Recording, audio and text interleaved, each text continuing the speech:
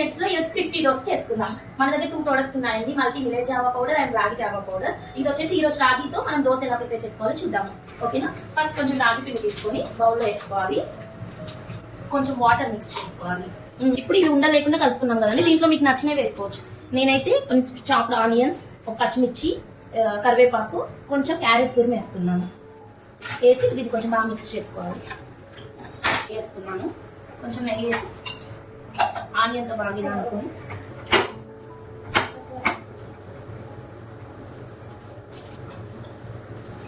దోశలాగా పోసేసుకోవాలి.